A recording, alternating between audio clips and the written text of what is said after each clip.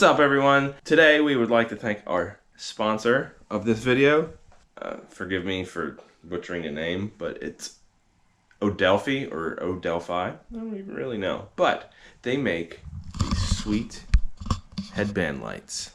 And they were kind enough, whoa, to send us a couple to test them out. And what better day than today, because we're working on the Mustang. But before we do that, we're going to see how bright these things are. We're going to turn off all the lights in the garage and see how well it lights up.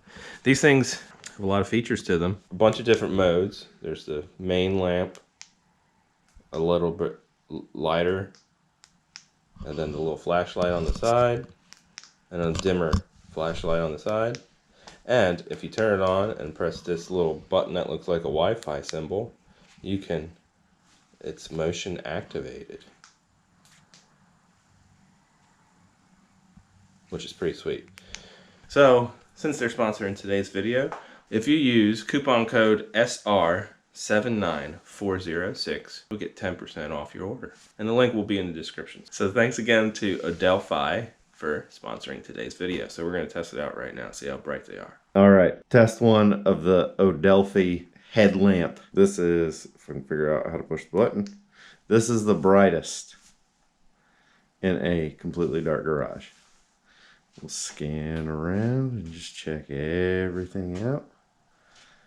All right, now let's go down and try the dim. That's still pretty bright though. I mean, I can still see a lot. Ooh, and that's a little spotlight. Now here's the spotlight test. This thing's, it's pretty bright too. I mean, it kind of narrows it down, so.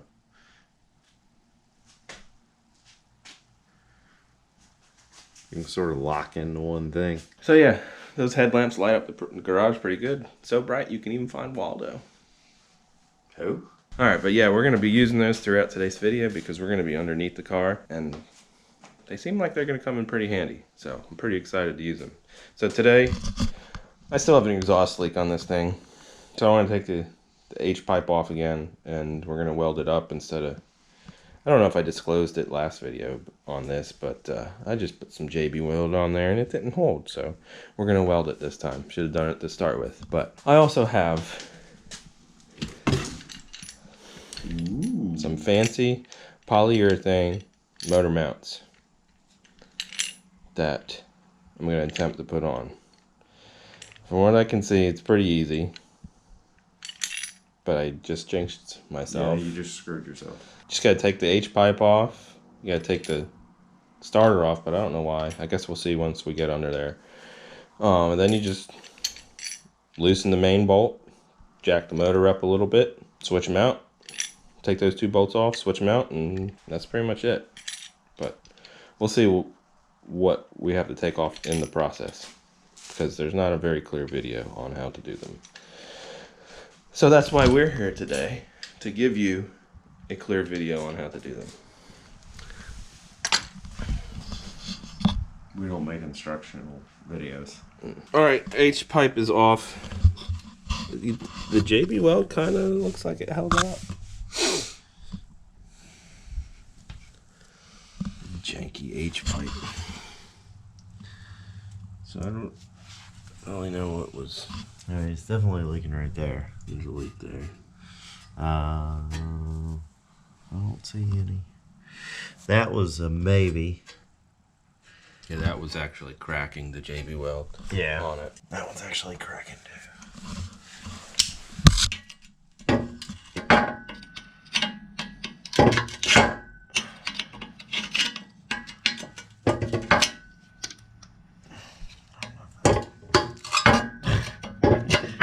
Maybe it's not holding. Yeah, never mind. It's not holding.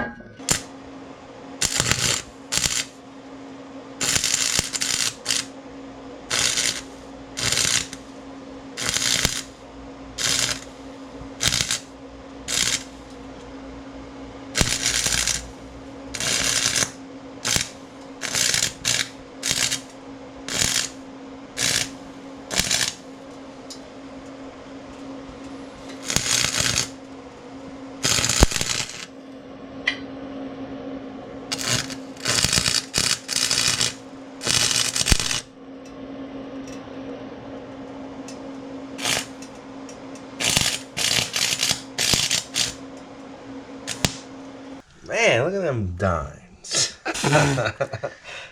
All this light is provided by the handy dandy Odelfi headlamp. So the motor mounts, I mean, they seem pretty straightforward. You don't have to take out a lot of stuff.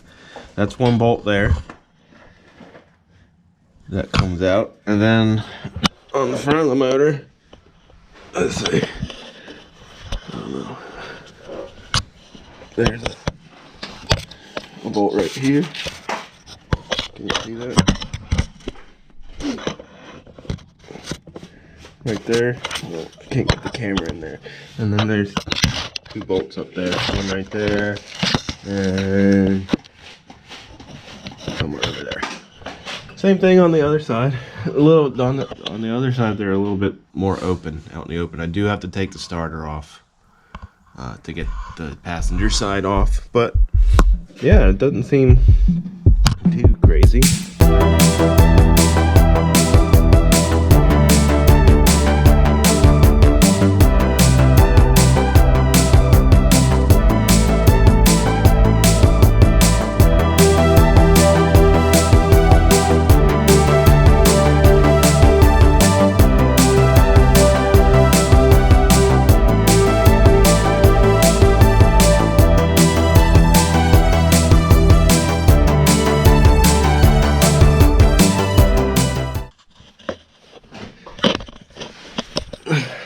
So I wish I would have remembered this to begin with, but to get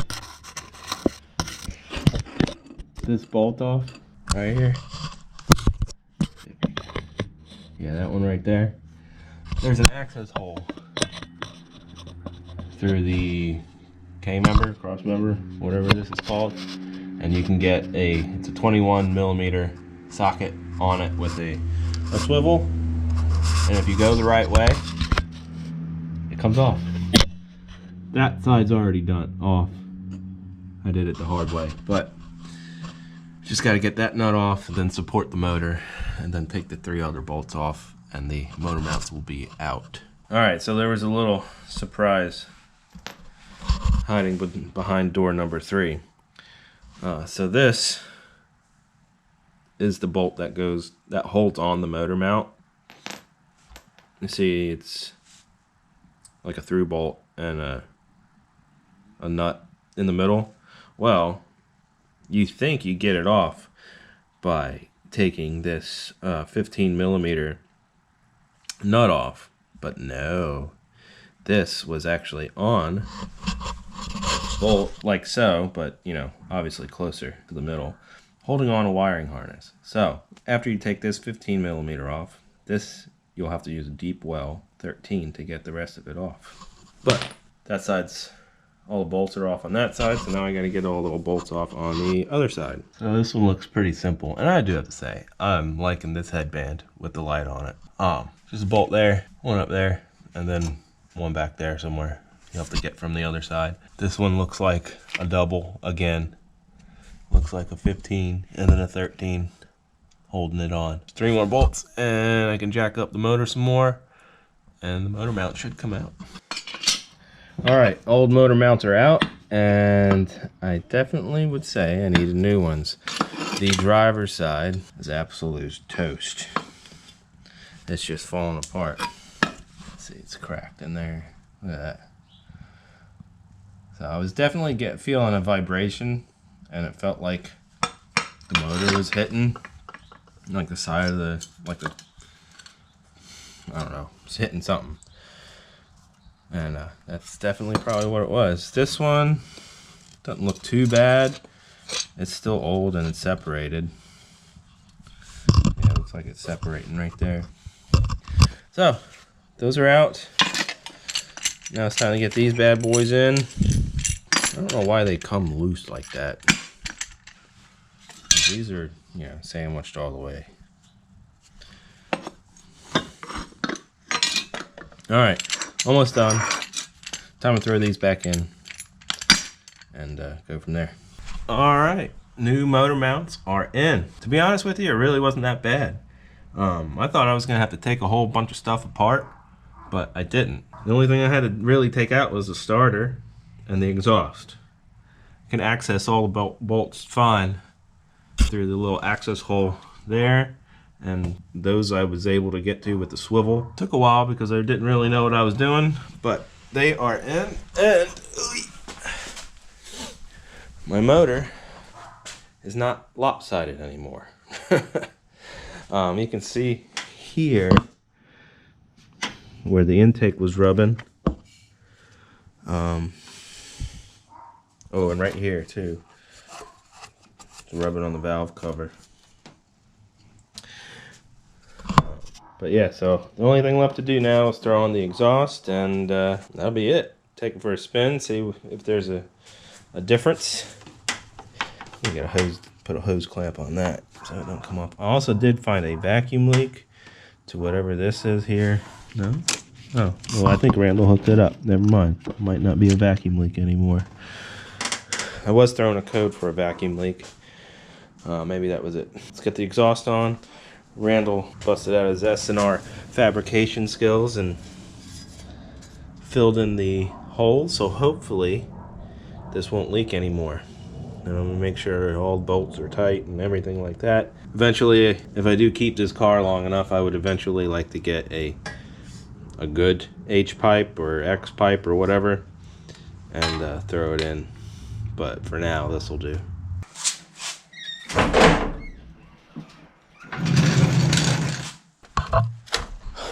Alright boys, it's done. New motor mounts are in, exhaust is on, hopefully exhaust leak free. And I can definitely tell a difference in the way the motor is sitting. A few weeks back I made a post on Facebook asking if it was normal for the motor to be on level. And I caught some flack for that, but now I can definitely see the difference since the motor mounts are replaced. Again,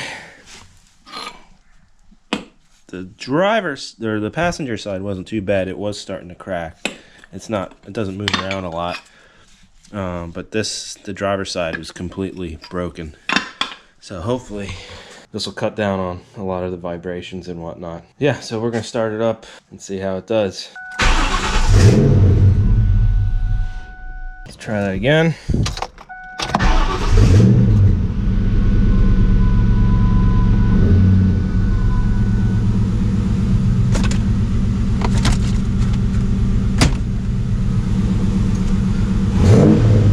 Sounds good. I don't hear any leaks.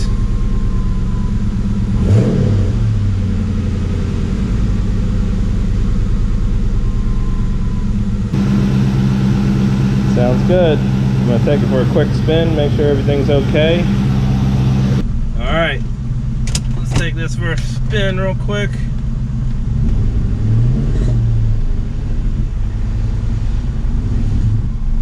Hope I don't hit the big wheel.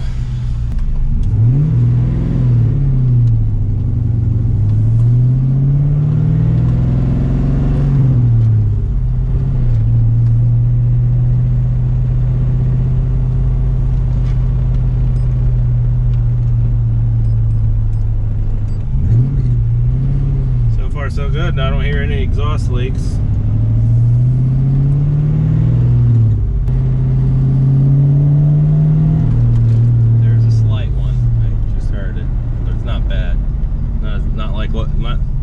Not like what it was.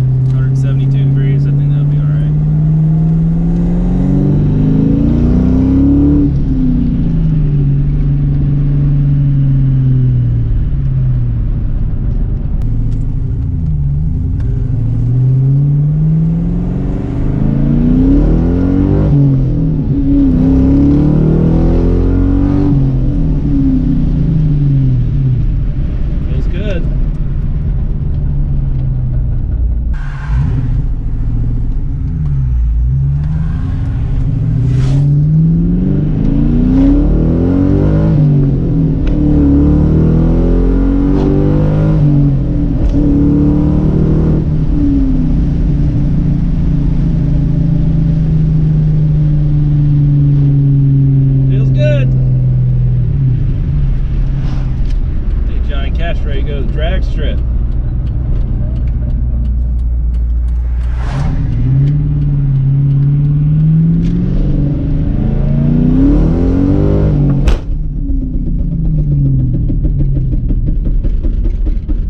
Well, that's not good.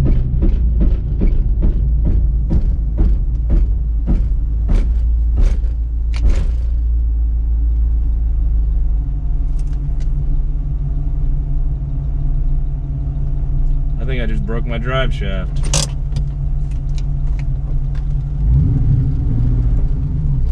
Or an axle or something.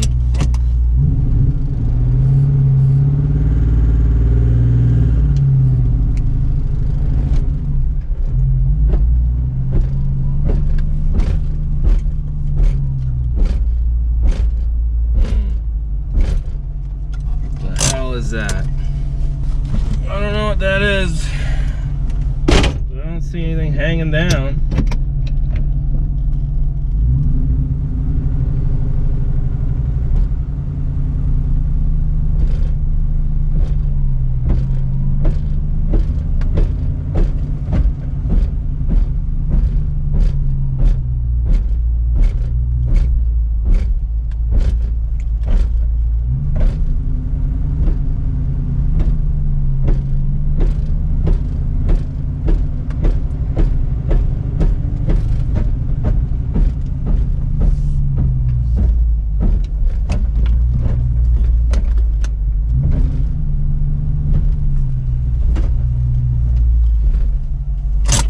I don't know what happened. I think I might have broken axle.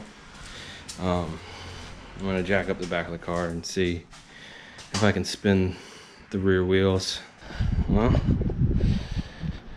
it's either the axle or the diff. How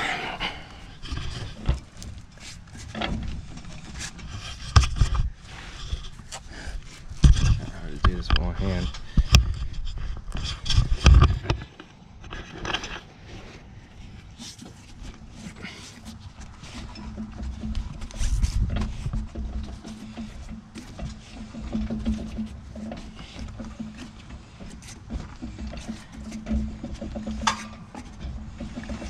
That's not doing it.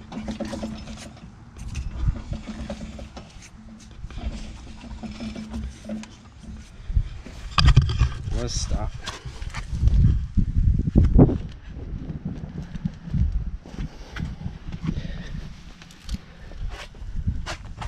Try this side.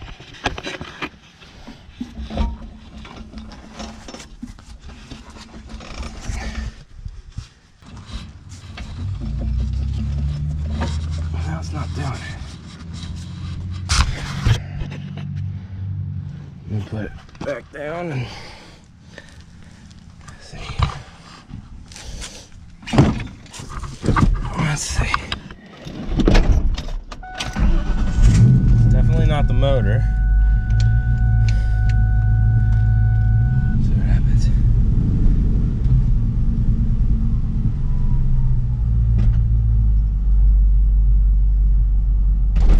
Yeah.